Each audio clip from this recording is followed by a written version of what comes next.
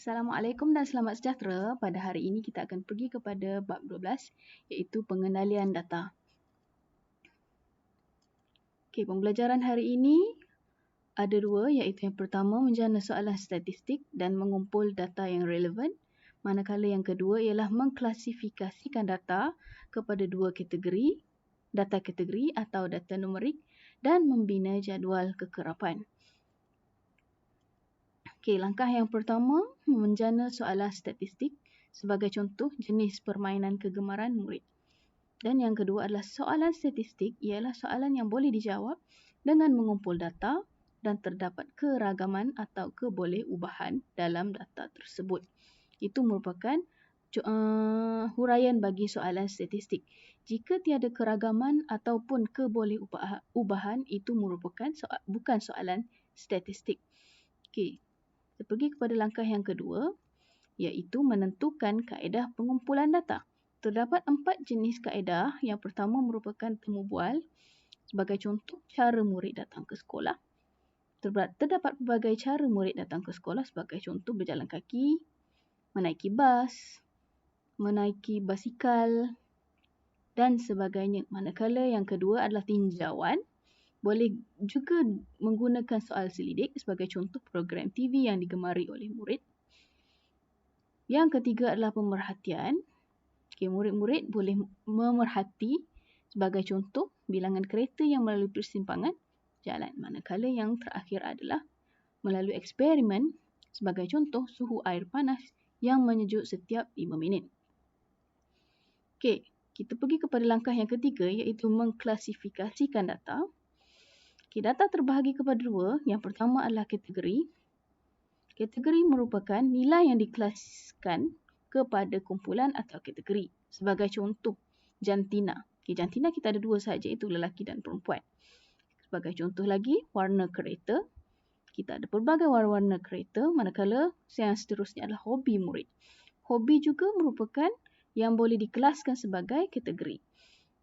Okay, yang kedua adalah numerik. Numerik ni boleh dikira ataupun bilangan ataupun nilai yang boleh diukur. Contoh, saiz baju kemeja, tinggi murid, bilangan murid menaiki basikal ke sekolah. Okey, dua jenis ini boleh awak kelaskan. Yang kategori ini tidak boleh dihitung, manakala numerik boleh dihitung. Okey. Numerik pula boleh dikelaskan dengan numerik boleh dikelaskan dengan dua iaitu data diskrit. Data diskrit ini hasil menghitung, mengira dan membilang. Sebagai contoh nombor bulat. Sebagai awak berada di sekolah, awak mengira bilangan kereta di dalam sekolah. Itu adalah data diskrit. Manakala data yang kedua adalah data selanjar. Data selanjar ini hasil mengukur sebagai contoh dalam unit pecahan dan perpuluhan. Sebagai contohnya adalah suhu, berat, panjang dan pendapatan. Itu adalah pengelasan bahagi data numerik. Okey. Langkah yang keempat, membina jadual kekerapan. Okey, contoh soalan. Okey, data berikut merupakan bilangan anak dalam setiap keluarga bagi 20 buah keluarga. Okey, organisasikan data itu dengan membina jadual kekerapan. Sebagai contoh, ini adalah jadual ataupun data yang menunjukkan bilangan anak bagi 20 keluarga. Okey, untuk menentukan atau membina jadual kekerapan, kita akan pergi kepada sini iaitu langkah 4. Okey, datanya kat situ. Okey, cara nak membina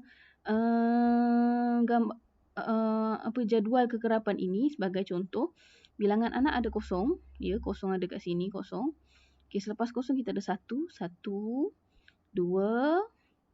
3 dan 4. Tak ada dah 5 kat sini. So, sampai 4 sahaja. So, macam mana nak kita hitung gundalan? Gundalan ni kamu kira. Sebagai contoh untuk yang kosong ni, macam mana kita akan kira? Kita kira satu-satu. Okay, sebagai contoh tu.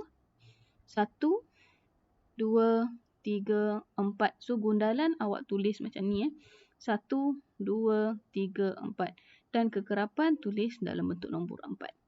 Okay, kita pergi kepada yang bilangan anak 1. Okay, anak 1 ni kita kira ataupun hitung. Okay. 1, 2, 3, 4 dan 5. Okay, cara nak buat gundalan 5 ni, 1, 2, 3, 4 dan 5. Wajib ada garis macam ni dan tulis kekerapan 5 dalam bentuk nombor.